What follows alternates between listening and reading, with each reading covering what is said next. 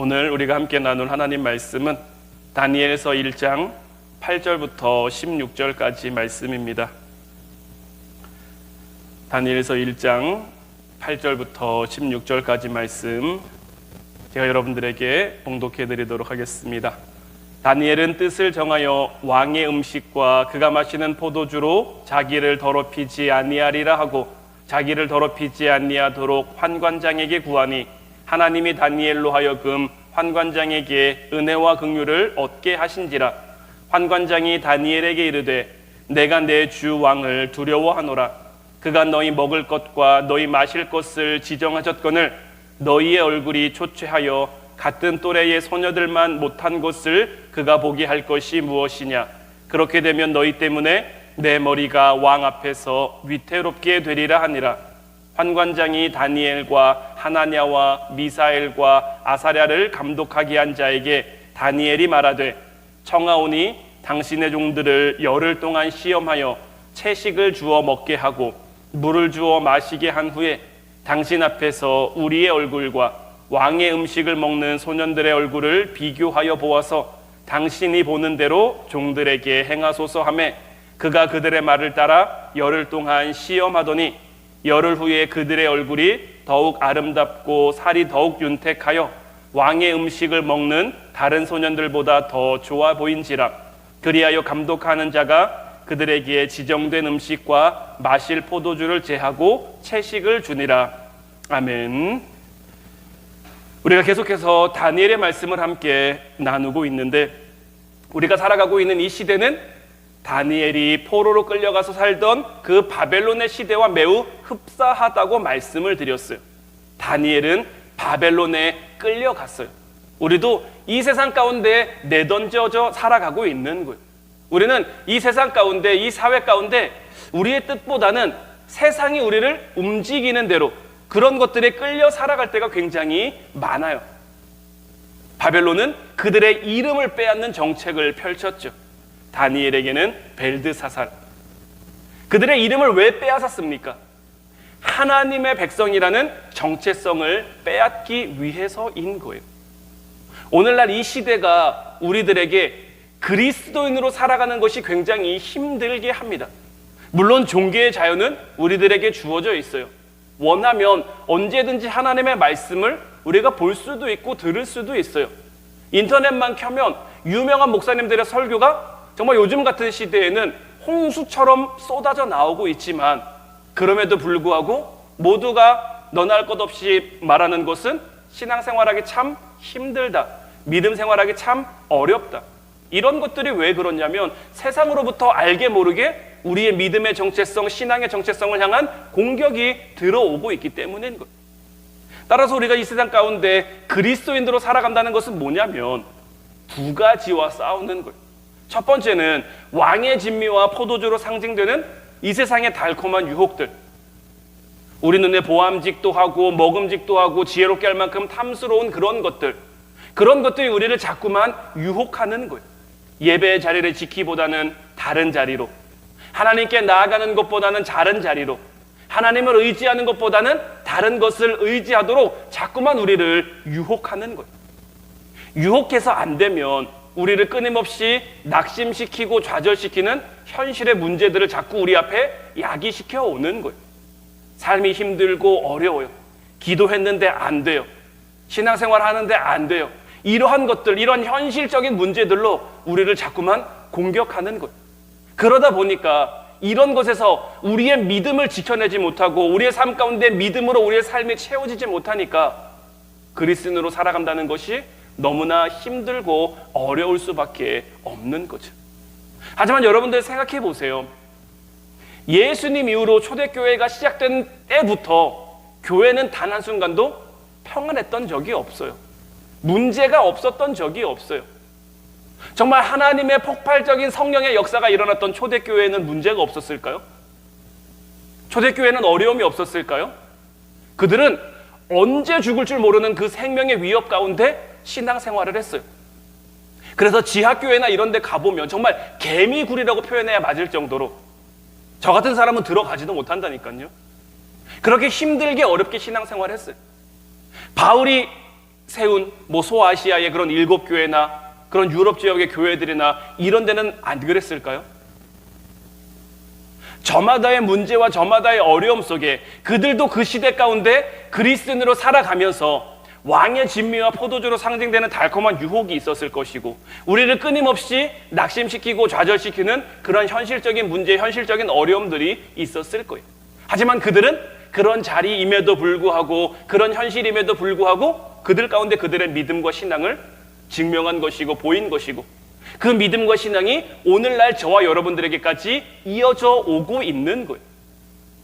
지금도 힘들다 하지만 앞으로 시간이 지나면 더 힘들고 더 어려워질 거예요. 지금 우리나라의 현실은 어떻습니까? 제가 자료를 좀 이렇게 찾아서 조사하다 보니까 우리나라는 진짜 자살이라는 문제가 굉장히 심각합니다. OECD에 가입한 국가들 가운데, 이게 좀 잘 안 보일 수도 있는데요, OECD에 가입한 국가들 가운데 우리나라 자살률이 1위예요. 1위. 몇 해째 1위예요. 하루 평균 자살하는 사람의 수가 36명이에요. 1년에 13,092명이 스스로 목숨을 끊고 있습니다.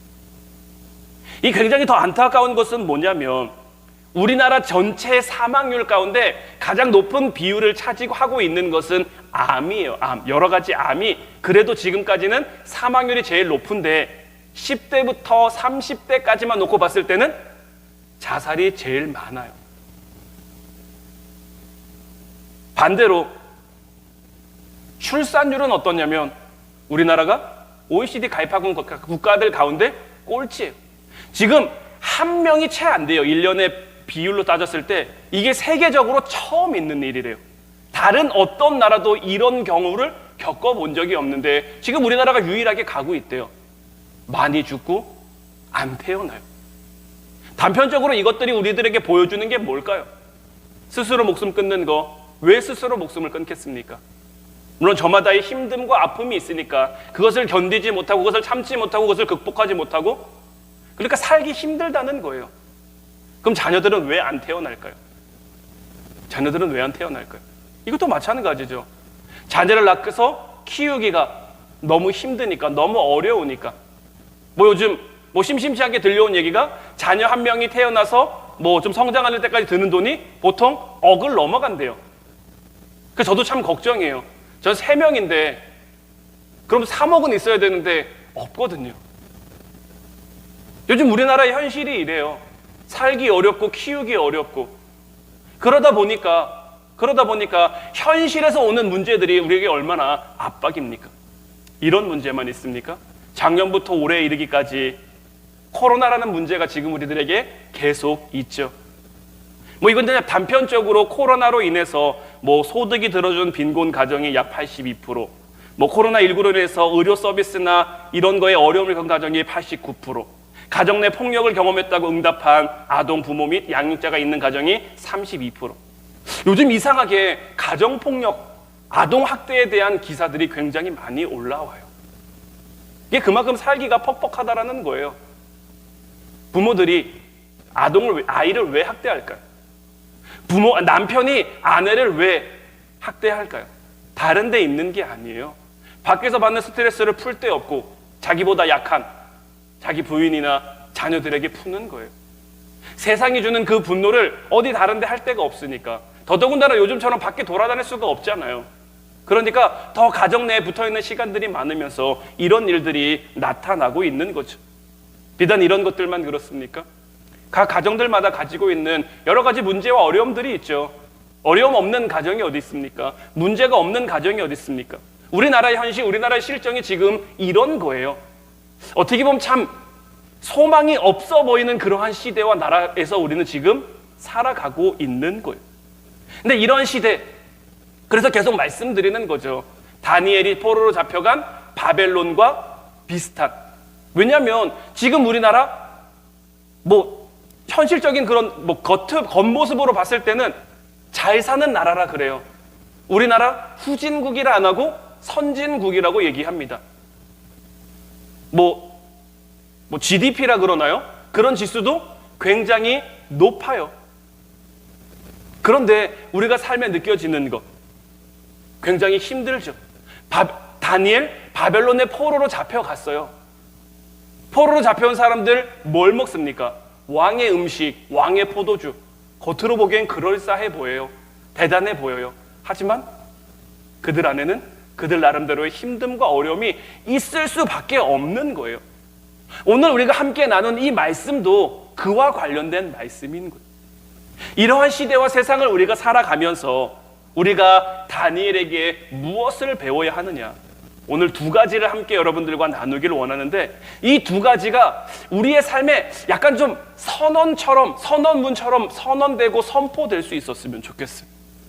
첫 번째는 뭐냐면 유혹에 맞서 죽기 살기로 도전하라는 것.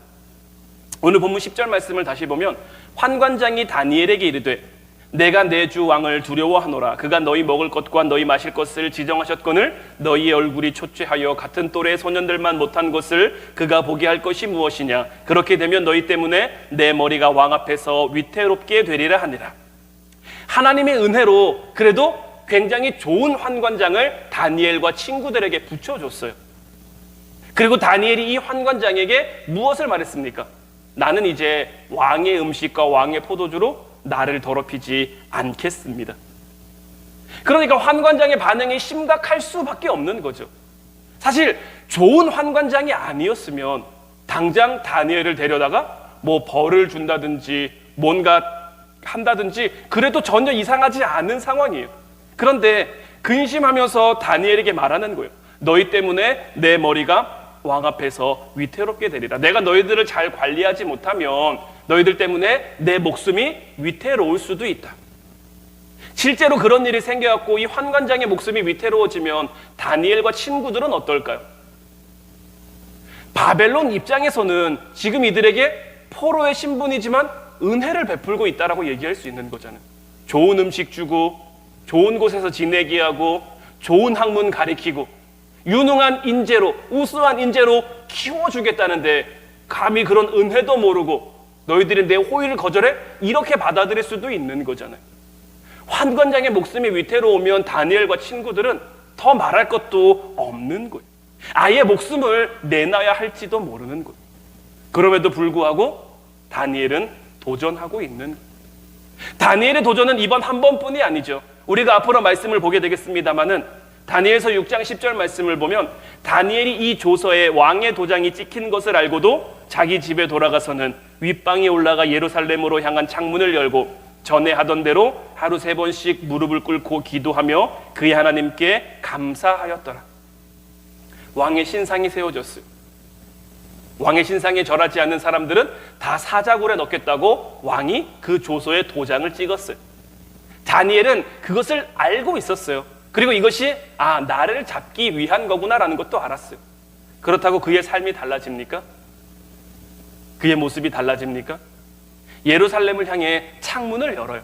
이런 일이 생겼으면 그래 기도는 하되 창문은 닫으면 어떨까? 늘 하던 시간이 아니라 아무도 안 보는 시간, 아무도 모르는 시간이 하면 어떨까? 내가 기도 안 하는 게 아니라 기도하긴 하는데 이렇게 현실적으로 타협을 볼 수도 있잖아요.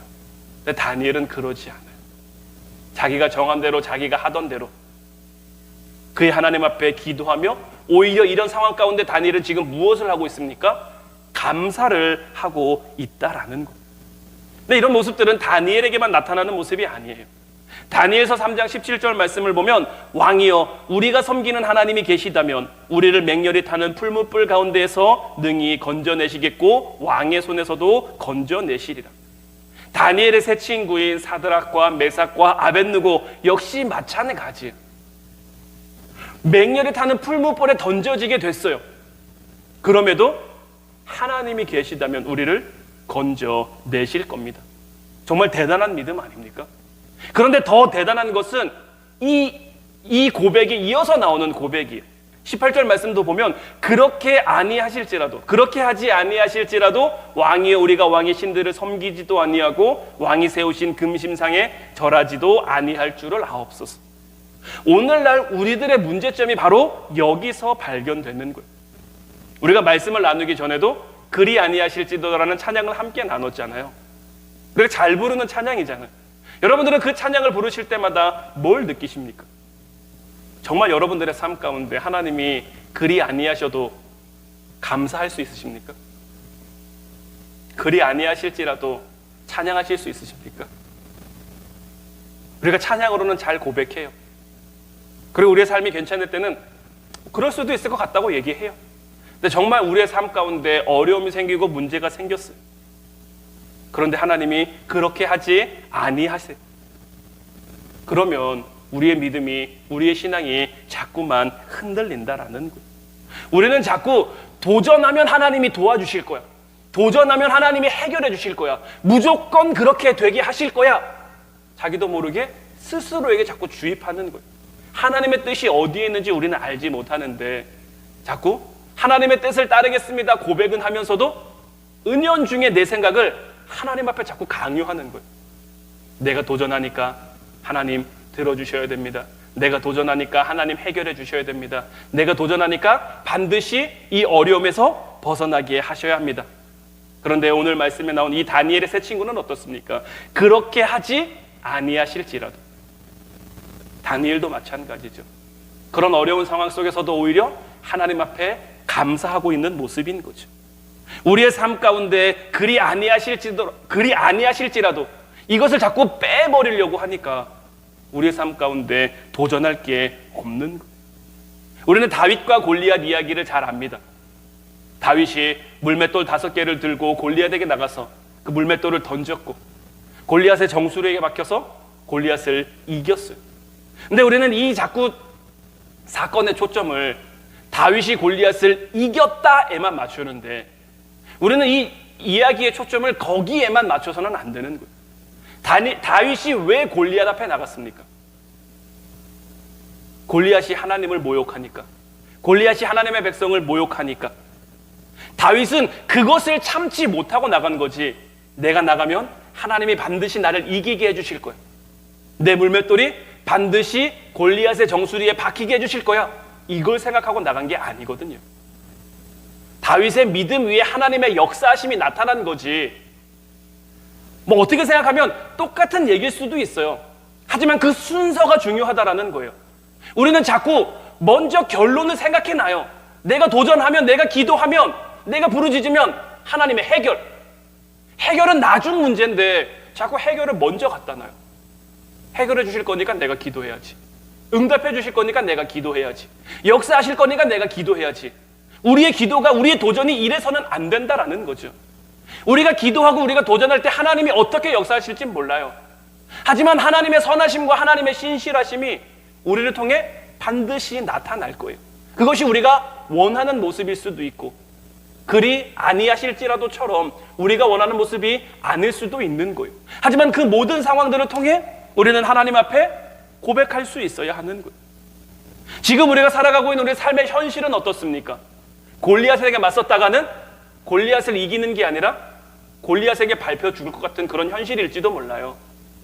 우리가 가지고 있는 문제들이, 여러분들이 겪고 있는 어려움이 골리앗처럼 큰데 내가 믿음을 가지고 나간다고 해결되는 게 아니라 안 그럴 수도 있을 것 같은데라는 그런 느낌이 들 수도 있다라는 거죠. 그럼에도 불구하고 우리가 도전해야 할 것은, 그럼에도 불구하고 우리가 도전해야 하는 것은 그래야만 하나님의 선하심, 그래야만 믿음으로 우리의 삶이 채워지지 않겠냐라는 거죠. 이겨야만 승리하는 게 아니에요. 잘 돼야만 승리하는 게 아니에요. 하나님의 역사하심은 그렇게 나타나는 게 아니에요. 하나님이 이스라엘 백성들을 40년 동안 광야에 두셨어요. 그 40년이라는 시간 동안 그들의 삶이 성공이라고 말할 수 있을까요? 하나님의 기적, 하나님의 놀라운 은혜는 많이 경험하고 많이 맛보았죠. 하지만 진짜 가나안 땅에 들어갔어야 되는데, 진짜 가나안 땅을 차지했어야 되는데 그들은 40년간 그러지 못했거든요. 가나안 땅에 도전했어야 되는데 도전하지 못한 그 결과인 거죠. 우리의 삶 가운데도 마찬가지인 줄로 믿습니다. 도전해야 할 때만 자꾸 도전하는 게 아니라, 이길 것 같은 거에만 자꾸 도전하는 것이 아니라, 아니면 먼저 내가 스스로 결론을 정해놓고 이건 도전이 아니라 어떻게 보면 하나님과 흥정하는 거예요. 흥정. 내가 이렇게 할 테니까 하나님 이렇게 해주시고, 내가 이렇게 할 테니까 하나님 이렇게 해주시고. 이제 우리의 믿음이 그런 믿음이 되는 것이 아니라 정말 다윗처럼 오늘 말씀의 다니엘처럼, 다니엘의 세 친구처럼 정말 죽기 살기로 도전할 수 있는 여러분들 되시기를 주님의 이름으로 축원해 드립니다. 이제 그래서 앞으로 우리의 간증 가운데 도전하기만 하면 물맷돌로 골리앗을 물리칠 수 있었기 때문에 도전한 것이 아니라, 그렇게 하지 아니하실지라도 내가 도전했습니다, 내가 기도했습니다, 내가 간구했습니다, 이런 간증들을 낳을 수 있는 여러분들 되시기를 주님의 이름으로 축원해 드립니다. 두 번째는 위기 속에서 주님의 주 되심을 선포하라는 거예요. 에스더 4장 16절 말씀을 보면, 당신은 가서 수산에 있는 유다인을 다 모으고 나를 위하여 금식하되 밤낮 3일을 먹지도 말고 마시지도 마소서. 나도 나의 시녀와 더불어 이렇게 금식한 후에 규례를 어기고 왕에게 나아가리니 죽으면 죽으리이다 하니라. 에스더의 도전 역시 마찬가지인 거죠. 하만의 그 위협 앞에서 죽으면 죽으리다라는 그러한 고백이 있는 거예요. 에스더의 이 담대한 선포와 에스더의 도전이 유다 민족의 어떤 회복과 그 부흥의 원동력이 될 수 있었던 거죠. 여기서 우리가 한 가지 기억해야 될 것은 뭐냐면, 이렇게 큰 용기를 얻기 위해서는 삶 속에 작은 도전들이 필요하다라는 거예요. 우리 보고 하루아침에 믿음의 거장이 되어야 됩니다, 다니엘처럼 되어야 됩니다, 에스더처럼 되어야 됩니다, 모든 상황 앞에 죽으면 죽으리다 이렇게 해야 됩니다 하면 얼마나 부담스럽겠어요.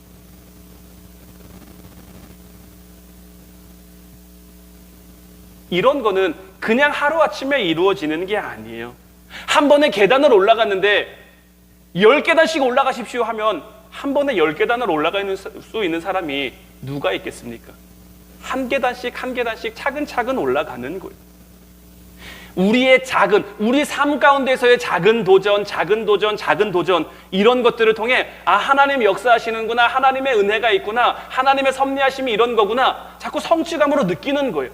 깨닫는 거예요. 그런 깨달음이 우리의 삶 가운데 조금 차곡차곡 쌓이다 보면 우리도 다니엘과 같은, 에스더와 같은 그러한 큰 믿음의 소유자가 될 수 있는 거죠. 제가 전에도 한번 여러분들에게 고백한 적이 있는데, 저는 기도회 때마다 늘 목 때문에 좀 걱정이에요. 목이 좀 잘 쉬는 편이라 늘 목을 좀 많이 신경을 쓰는 편이거든요. 신경을 쓴다고 써도 금요철야 때 기도하고 나면 목이 쉬는 경우도 굉장히 많고요. 사실 이번 20일 기도회를 시작하면서도 월요일 날 기도하니까 목이 살짝 조금 이상했어요. 월요일 날 집회에 참여하신 분들이나 아니면 보신 분들은 느끼셨을 수도 있어요. 기도 끝나고 이제 축도하는데 목 상태가 조금 이상하더라고요.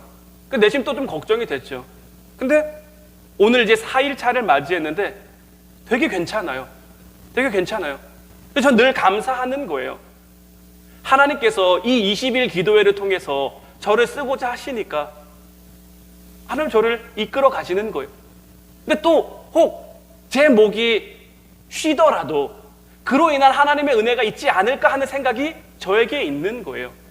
그러니까 이런 것들이 제 삶의 작은 감사와 작은 간증이 되는 거예요. 여러분들이 보기에는 그게 뭐야, 아무것도 아닌데 이렇게 하실 수도 있지만 하나님과 저와의 관계 속에서는 이거 굉장히 큰 거예요. 여러분들에게도 이런 작은, 남들이 봤을 때 알아주지 않는 작은 경험이라고 할지라도 이런 것들이 하나씩 둘씩 생겨나길 바란다라는 거예요. 하나님이 정말 나와 함께 하신다는 그 믿음의 확신, 작은 일이지만, 작은 부분이지만 이런 것들이 내 안에 하나씩 생기다 보면 큰 일에도 이러한 믿음이 발휘될 수 있는 거죠. 죽은 나사로가 살아나야만 기적이 아니라, 홍해가 갈라져야만 기적이 아니라 20일 기도회 동안에 제 목이 괜찮은 것도 저한테는 기적이에요. 여러분들에게도 이런 소소하지만 작은 그런 기적의 순간, 기적의 현장들이 많이 생겨났으면 좋겠다라는 거죠. 근데 이런 것들이 그냥 되느냐? 그냥 되는 건 아니에요. 말씀드린 것처럼 이번 기도회의 주제처럼 믿음으로 우리의 삶이 채워져야죠. 우리의 삶이 믿음으로 채워지면 채워질수록, 제가 어제도 말씀드렸지만 믿음은 엔진이라고 말씀드렸잖아요. 우리 안에 믿음이 자꾸 생기고 큰 엔진이 될수록 큰 힘을 발휘할 수가 있는 거예요. 이제 우리가 같이 기도하길 원하는데, 정말 작은 도전부터 시작하는 여러분들이 되시기를 바라는데, 오늘 내게 허락하신 이 시련을 통해 찬양 같이 나누기를 원하는데, 나의 믿음이 시련을 통해 강하게 자라나고 험한 산과 골짜기 지나는 동안 주님께서 나를 더 가까이 이끄시는, 내 삶은 지금 힘들 수도 있어요. 내 삶은 어려울 수도 있어요. 하지만 그럴수록 주님께서 우리를 더 가까이 이끌어 가시며, 내가 겪는 시험이 어렵고 힘들어도 우리 주님보다 크시겠습니까? 다 우리 주님보다 작은 시험, 작은 문제잖아요. 저는 이 가사가 참 좋아요. 내 앞에 바다가 갈라지지 않으면 오히려 우리를 그 문제 위로 걸어가게 하시는 거예요. 바다 위로 걷게 하시는 거예요.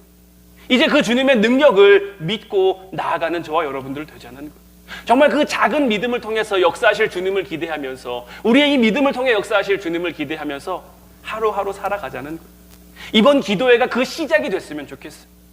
그래서 이번 20일 기도회를 통해 뭐 작은 부분일 수도 있고 큰 부분일 수도 있고, 여러분들이 기도하는 것, 아니면 여러분들의 몸에 뭐 아픈 부분이나 불편한 부분, 그러한 부분을 놓고 매일 선포하고 매일 기도하자는 것이 바로 이런 거예요. 하나님의 역사하심을 우리가 보자는 거예요. 하나님의 역사하심을 우리가 믿음으로 선포함으로 우리가 깨달아 가자는 거예요. 하나님은 지금도 역사하시니까요. 하나님은 어제나 오늘이나 변함없이 우리와 함께 하시니까, 정말 이 하나님을 믿으며 나아가며 믿으며 살아갈 수 있는 저희들 되기 바라며, 이제 우리 찬양하고 같이 기도하도록 하겠습니다.